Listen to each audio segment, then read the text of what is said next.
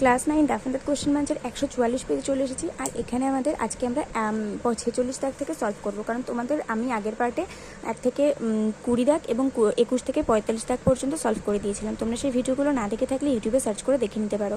তো চলো আজকে 46 দাগ থেকে একদম শেষ পর্যন্ত করে ফেলবো। যারা যারা চ্যানেলে নতুন, চ্যানেলটিকে সাবস্ক্রাইব করে পাশে থাকা বেল আইকন প্রেস করে দিও আর অল বাটনটা অন করে দাও, যাতে আমি ভিডিও আপলোড করার সাথে সাথে তোমাদের কাছে নোটিফিকেশন চলে যায়। তো দেখো 46 দাগে আছে I have no time that I can waste. আমার কাছে এরকম কোনো সময় নেই যেটা আমি নষ্ট করতে পারবো। সিম্পল করলে কি হবে, আমার কাছে নষ্ট করার মতো সময় নেই। I have no time to waste. They can not but confess the truth. এখানে বলেছে বাটের পরিবর্তে হেল্প ইউজ করতে। আর আমি তোমাদেরকে বলেছি যদি বাটের পরিবর্তে হেল্প ইউজ করতে বলে তাহলে বাটের জায়গায় হেল্প বসাতে হয়, আর তারপরে যে ভার্বটা থাকে তার সাথে আইএনজি যোগ করে দিতে হয়। তাছাড়া কিন্তু সেন্টেন্সের আর কোথাও কোনো চেঞ্জ হয় না। তাহলে এখানে আমরা বাটের পরিবর্তে হেল্প বসিয়েছি, আর এরপরে যে ভার্ব আছে কনফেসের সাথে আইএনজি যোগ করে কনফেসিং করে দিয়েছি। তাহলে আমাদের আলটিমেটলি আনসার দাঁড়াবে they can not help confessing the truth. I know a man who is very wise. আমি একটা খুব জ্ঞানী আমি একটি মানুষকে চিনি যে কিনা খুবই জ্ঞানী। সিম্পল সেন্টেন্স করলে কী হবে, আমি একটি খুবই জ্ঞানী মানুষকে চিনি। I know a very wise man. I know a very wise man. I have a blue pen. আমার একটা নীল পেন আছে। কমপ্লেক্স করলে কী হবে, আমার একটা পেন আছে যেটার রং হলো নীল। I have a pen which is blue in colour. The girl who is dancing on the stage is my sister. মেয়েটা যে স্টেজে নাচছে সে হলো আমার বোন। সিম্পল সেন্টেন্সে করলে কী হবে, the girl dancing on the stage, স্টেজে নাচতে থাকা মেয়েটি ইজ মাই সিস্টার, আমার বোন। The girl dancing on the stage is my sister. The girl dancing on the stage is my sister. এটা হবে অ্যান্সার। এরপর the knife was too blunt to cut bread. ছুরিটা এতই ভোটা যে মানে ব্রেড কাটা যাচ্ছে না। তো এখানে টু আছে, আমাদের সো দ্যাট দিয়ে করতে বলা হয়েছে, তাহলে হবে the knife was so blunt that it could not cut bread. I can not but do it. এখানেও সেই বাটের পরিবর্তে হেল্প ইউজ করা হয়েছে, তাহলে বাটের পরিবর্তে হেল্প বসে ডু এর সাথে আইএনজি যোগ করে দেবো। তাহলে I can not help doing it. Although he is rich he is unhappy. যদিও সে ধনী সে অসুখী। ইনস্পাইট অফ দিয়ে করতে বলা হয়েছে। যদি সিম্পল করতে বলা হতো তবু ইনস্পাইট অফ দিয়েই করতে হতো। In spite of being rich comma he is unhappy. ধনী হওয়া সত্ত্বেও সে অসুখী। My plan was to take the engine to a field own by a friend. Complex করলে কী হবে, মানে আমার পরিকল্পনা ছিল এটা যে ইঞ্জিনটাকে আমি আমার বন্ধুর মালিকানার একটা মাঠে রাখবো। তাহলে আমাদের কমপ্লেক্স করলে হবে my plan was to take the engine to a field which was owned by a friend.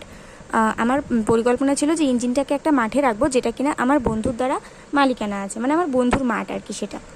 তাহলে বুঝতে পারলে my plan was to take the engine to a field which was owned by a friend. এরপর আছে although the load was light. যদিও ওটা মানে বোঝাটা হালকা ছিল।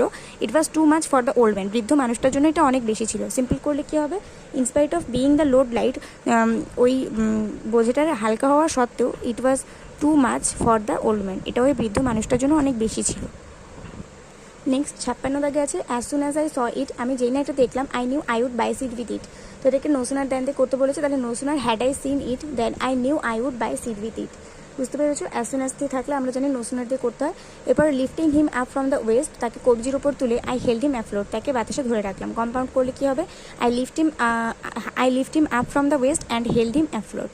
ঠিক আছে, ওপরে ধরেনি বলে নিচে লিখে দিয়েছি। এরপর every rose has a thorn, প্রত্যেক গোলাপেরই কাটা আছে। নেগেটিভ করলে কী হবে, no rose is without a thorn. No rose is without a thorn, কোনো গোলাপি কাটা ছাড়া হয় না। He was too magnanimous to stoop slow স্লো। অমিট টু করতে বলেছে, সেই সো দ্যাট দিয়ে করতে হবে। He was so magnanimous that he could not stoop so low. Very few writers are as great as Tolstoy as a novelist. এখানে superlative ডিগ্রিতে adjective use করতে বলা হয়েছে। তো এখানে গ্রেটের অ্যাডজেক্টিভ তো গ্রেটেস্ট, তো এটা ঠিকই আছে। আর সুপারলেটিভ করলে কী হবে, Tolstoy is one of the greatest writers as a novelist. এরপর Nelson was one of the greatest commanders of England. এখানেও সেই গ্রেট ইউজ করতে বলা হয়েছে, মানে পজিটিভ ডিগ্রি করতে বলা হয়েছে। Very few commanders are as great as Nelson of England. ওটা আমরা উপরে ধরেনি, নিচে লিখে দিয়েছি। এরপর shall we not sing together, আমাদেরকে একসঙ্গে গান গাওয়া উচিত নয়। অ্যাফার্মেটিভ করলে কী হবে, অ্যাফার্মেটিভ করলে হবে উই শ্যাল সিং টুগেদার। আমার ওখানে মানে কাটাকুটি হয়ে গেছিলো তাই উপরে লিখে দিয়েছি। দ্য মাইন্ড ইজ ফিয়ারলেস, এটাকে ফিয়ার হিসেবে ব্যবহার করতে বলা হচ্ছে, মানে মনটা ভয় ডরহীন। তাহলে কি, মনটা হলো ভয় ছাড়া। The mind is without fear. The sum is too difficult for me to solve. এখানে টু আর সো আমাদের রিপ্লেস করতে বলা হয়েছে, তাহলে সো দ্যাট দিয়ে করবো। The sum is so difficult that I can not solve it. He could not but write to the headmaster. এখানেও বাটটাকে অমিট করতে বলে বাটটাকে বের করে দিতে বলেছে, তাহলে বাট বের করতে বলে আমরা হেল্প দিয়ে করবো, আর রাইটের সাথে আইনজি যোগ করবো। হি could not help writing to the headmaster, এটা আনসার হবে। Only students are allowed here, শুধুমাত্র স্টুডেন্টরা এখানে অ্যালাউড। এখানে আমাদের কমপ্লেক্স করতে বলেছে, তাহলে অনলিতে যদি কমপ্লেক্স করতে বলে তাহলে আমাদের নান বাট দিয়ে করতে হয়, যদি নেগেটিভ করতে বলতো তাহলেও নান বাট দিয়ে করতে হতো, তাহলে none but students are allowed here, আর কেউ না, স্টুডেন্টরা এখানে অ্যালাউড। নো সুনারটাকে এখানে আমাদের অ্যাজ সুন অ্যাজ দিয়ে করতে বলা হয়েছে, তাহলে as soon as he seen the man he left the place, as soon as he seen the man comma he left the place, এটাই আনসার হবে।